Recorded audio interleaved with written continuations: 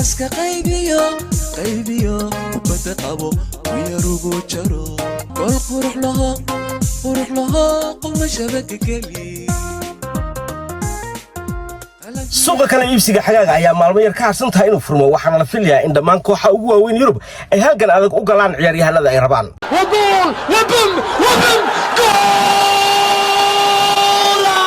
ciyaaryahan Benjamin Sesko ayaa isbuuc la filayaa inuu heshiis cusub u saxeexo kooxda Jarmalka Leipzig weeraryahanka RB Leipzig ayaa sii joogi doona kooxdiisa haatan xilli ciyaareedka soo socda iyadoo kooxda reer Jarmal ay qarka u saaran tahay inay ku 20 jirkan qandaraas cusub ka saxeexdo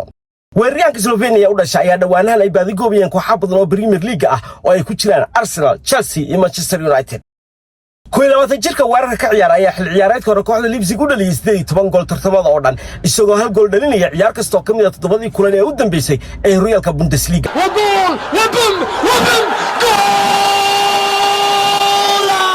kooxda Manchester United ayaa isbuuc la filayaa inay go'aan ka gaadho mustaqbalka tababare Erik ten Hag iyadoo rug cadaagi Thomas Tuchel uu cadeeyay inuu ka haray inuu u tartamo booska tababare ten Hag ayaa ka soo laabtay fasax dalxiis isagoo aanan hubin inuu xil ciyaareedka saddexaad sii maamuli doono Old Trafford maadaama kooxdu falanqayn iyo qiimeyn ku sameynayso geed socodka kooxda ee xil ciyaareedkii dhamaaday tababare Tuchel oo hore tababare uga ahaa kooxaha Bayern Munich iyo Chelsea ayaa isbuucii hore wada hadal la yeeshay mulkiilaha kooxda Man United Sir Jim Ratcliffe balse wuxuu cadeeyay inuu jagada tababare u tartamin haddii ay United go'aansato inay isbedel sameeyso si kastaba ahaatee tababare ten Hag ayaa weli sii ah tababaraha United waxaana qandaraaskiisa uga harsan hal sano inkastoo tababarahan Afrikaanka jirka ah uu United ku hogaamiyay hanashada koobka FA-ga bishii hore si uu u xaqiijisto koobkiisa labaad ee ugu weyn xilli ciyaareedyo badan balse darajada kooxda ee kaalinta 8aad ee Premier League iyo ololaha qaabka daran ee kooxda ee horyaalka Yurub ayaa shaki geliyay shaqadiisa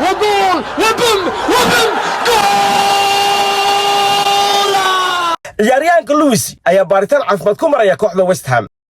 Sky Sport News ayaa sabtidii sheegtay in kooxda Dubaha ay heshiis la gaadhay kooxda Palmeiras si uu la soo wareegtay weeraryahanka reer Brazil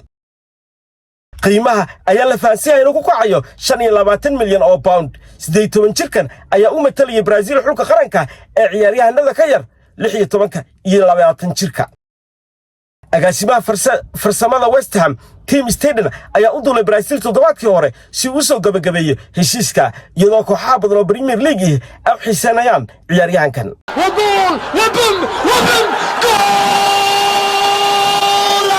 ciyaaryahanka Man United ee Forson ayaa ku biiray kooxda Monza Omar Forson ayaa ka tagay Manchester United isagoo ku biiray kooxda Monza ee ka ciyaarta Serie A dalka Talyaaniga kooxda United ayaa xidigan garabka ka ciyaara u soo bandhigtay heshiis cusub balse wuxuu go'aansaday inuu si xor ah ugu biiro kooxda Talyaaniga Forson oo ka soo baxay akademiyada barbaarinta dhalinyarada ee Old Trafford kadib markuu kaga soo biiray kooxda Tottenham sanadkii 2019 wuxuu ciyaareedka Premier League uu ka soo muuqday 4 kulan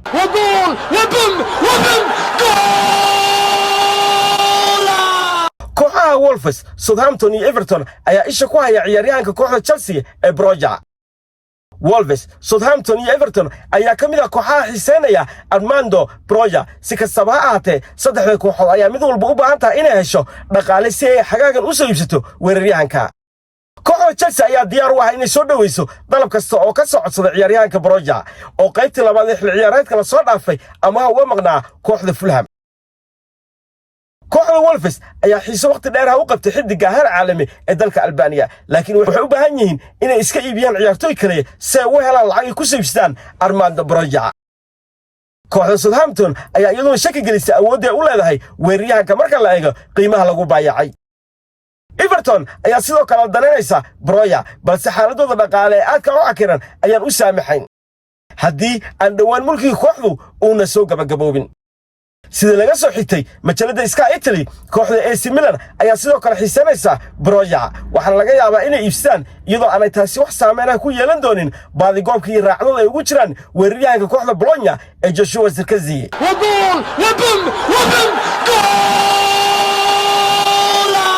ciyaaryahanka garabka ee kooxda Juventus ee Ilian Junior ayaa loo badinayaa inuu dhaqaaqo dhanka kooxda Aston Villa sida laga soo xigtay suxufiga ciyaaraha ee Fabrizio Romano ciyaaryahanka garabka Juventus ee Samuel Ling Jr ayaa u furan inuu u dhaqaaqi doono dhanka Aston Villa Sky Sport News ayaa iyaduna talaadadii warisay in kooxda Aston Villa ay ku howlan yihiin iibsashada Elliot Junior iyo Weston McKennie iyadoo ciyaaryahanka Douglas Luiz ay macquul tahay inuu u dhaqaaqo dhanka kooxda Juventus. kooxda Serie A ayaa dhawaan tababareedii Massimo Allegri ku bedeshay maamulihii kooxda Bologna ee Thiago Motta.